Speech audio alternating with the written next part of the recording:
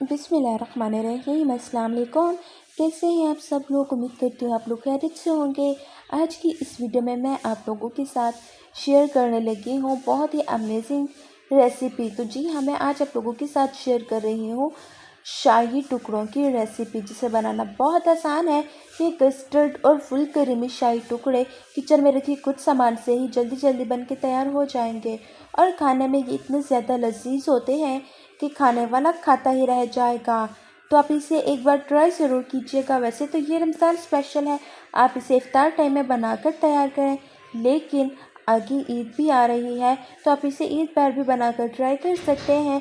घर में सबको बहुत ज़्यादा पसंद आएगी और इफ्तार में हम अपने रिश्तेदारों को भी बुलाते हैं, तो भी आप अपने मेन्यू में कस्टर्ड शाही टुकड़ों को रख सकते हैं। इसका लुक जितना ज़्यादा खूबसूरत है, ये खाने में कहीं ज़्यादा अमेजिंग और मज़े के थे।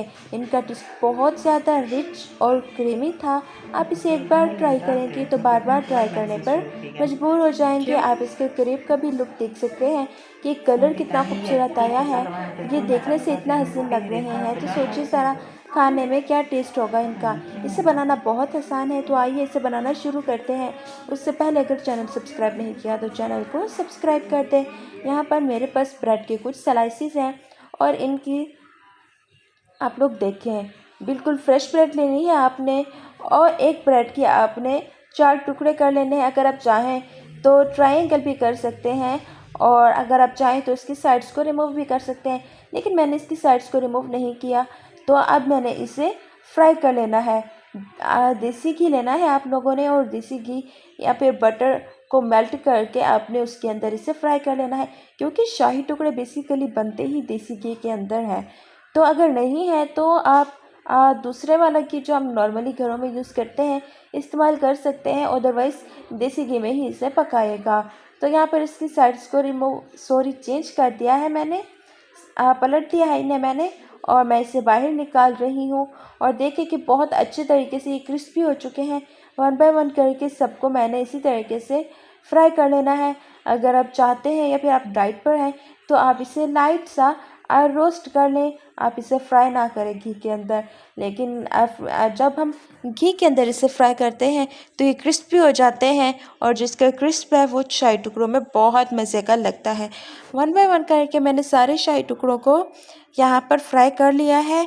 आप देखें कि ये बिल्कुल अच्छे तरीके से क्रिस्पी हो चुके हैं, ये सॉफ्ट बिल्कुल भी नहीं है।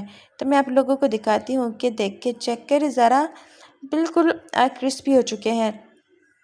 तो नेक्स्ट स्टेप ये है कि मैंने लिया है दूध। मेरे पास दूध फुल फैट मिल्क है। मैंने एक कढ़ाई के अंदर दूध को ऐड कर दिया है। अब मैंने इसके उबलने का इंतज़ार करना है और यहाँ पर मेरे पास कस्टर्ड पाउडर है। मेरे पास जो कस्टर्ड पाउडर है वो मैंगो फ्लेवर में है। आप अपने हिसाब से, आप अपनी पसंद के हिसाब से कस्टर्ड पाउडर ले सकते हैं। तो 2 बड़े टेबल स्पून के करीब मैंने इसके अंदर कस्टर्ड पाउडर ऐड किया है। अब मैंने अच्छे तरीके से इसका मिक्सचर बना लिया है। दूध के अंदर मैंने चीनी ऐड कर देनी है और चम्मच से इसे मिला लेना है, चला लेना है। आप अपने टेस्ट के अकॉर्डिंग इसके अंदर चीनी ऐड कीजिएगा। तो मैंने इंतज़ार करना है दूध अच्छे तरीके से बॉयल हो जाए। ठंडे दूध में आपने कस्टर्ड नहीं डालना। तो यहाँ पर दूध अच्छे तरीके से बॉयल होने के करीब है। मैं थोड़ा सा और वेट कर लूँगी ताकि ये प्रॉपर तरीके से बॉयल हो जाए। तो यहाँ पर देखिए कि बिल्कुल अच्छे तरीके से ये गर्म हो चुका है। तो मैंने रुक रुक के इसके अंदर कस्टर्ड पाउडर ऐड करना है, चम्मच चलाते रहना है। अगर आप लोगों ने चम्मच रोका तो क्या होगा कि इसके अंदर लम्स बन जाएंगे जो बिल्कुल स्मूथ नहीं होंगे, ख़त्म नहीं होंगे। तो आपने कोशिश ये करनी है कि सारे का सारा कस्टर्ड पाउडर आपने उस वक्त डालना है जब आप मुसलसल चम्मच चला रहे हो। उसे मैंने पका लिया तकरीबन 3 से 4 मिनट के लिए और फिर रूम टेम्परेचर पर आने के बाद मैंने इसे एक ट्रे में ऐड कर दिया है। अब आपने इसी तरीके से ही कटे हुए जिन्हें हमने फ्राई किया था शाही टुकड़े, ब्रेड के जो स्लाइसिस हैं उन्हें ऐड कर देना है। आप अपनी पसंद के हिसाब से भी इसे डेकोरेट कर सकती हैं और लेकिन ये जो तरीका है ना, ये सबसे ज़्यादा बेस्ट है, क्योंकि कोई भी चीज़ है अगर वो दिखने में अच्छी लगती है तो उसे खाने को भी दिल करता है, तारीफ़ करने को भी दिल करता है। तो देखिए अब इसे कितना खूबसूरत लग रहे हैं। तो आपने क्या करना है कि इसके अंदर अपनी पसंद के हिसाब से ड्राई फ्रूट ऐड कर दें, जो आपको पसंद हो। इसके अंदर आप पिस्ता, काजू, बादाम, गरी, किशमिश सब कुछ ऐड कर सकते हैं। तो यहाँ पर ये सारी चीज़ें मैं इसके अंदर ऐड कर दूँगी ना, मैंने बारीक काट लिया है। और अब मैंने ऊपर इसकी किशमिश सबसे पहले ऐड कर देनी है। किशमिश से जो इसका टेस्ट आता है यकीन जाने बहुत ज़्यादा रिच सा होता है और बहुत ज़्यादा रॉयल होता है। तब उसके बाद मैंने इसके ऊपर कुछ नट्स ऐड करने हैं, पिस्ता ऐड करना है। और पिस्ता ऐड करने के बाद मैंने इसके ऊपर काजू ऐड करने हैं, सॉरी बादाम ऐड करने हैं, गरी ऐड कर दे थोड़ी सी, आपको जो पसंद हो। अगर आपको टूटी फ्रूटी पसंद है तो टूटी फ्रूटी ऐड कर दें। सिल्वर वर्क जो होता है सिल्वर पेपर वो ऐड कर दें। बहुत ही अमेजिंग, आप इसे जितना ज़्यादा रिच और ख़ूबसूरत बनाना चाहें बना सकते हैं। तो जी आपको आज की वीडियो कैसी लगी? वीडियो पसंद आई हो तो अपनी फैमिली के साथ, फ्रेंड्स के साथ ज़रूर शेयर कीजिएगा। और अगर चैनल पर नए हैं तो चैनल को सब्सक्राइब करना बिल्कुल मत भूलिएगा।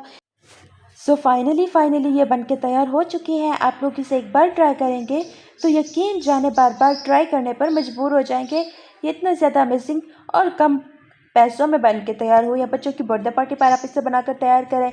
आप इसे इफ्तार टाइम के लिए तैयार करें, क्योंकि कुछ ठंडा खाने को दिल कर रहा होता है। तो आप इसे बनाएंगे तो आपकी फैमिली वाले खुश हो जाएंगे, बच्चे तो आपके फ़ैन ही हो जाएंगे। आगे ईद आ रही है, ईद पर आप ट्राई कर सकते हैं। हम घर में किसी को इन्वाइट करते हैं इफ्तार के लिए, फिर ऐसे भी तो भी आप इसे बनाकर तैयार कर सकते हैं। आपके दस्तरख्वान की ये रेसिपी शान बढ़ा देगी। सो गाइस मुझे दीजिए इजाज़त, बहुत जल्द मिलूंगी एक नई मज़ेदार वीडियो के साथ। तब तक अपना ख्याल रखिएगा, दुआ में याद रखिएगा। खुदा हाफिज़, अल्लाह निगहबान। Please subscribe to my YouTube channel. Thanks for watching.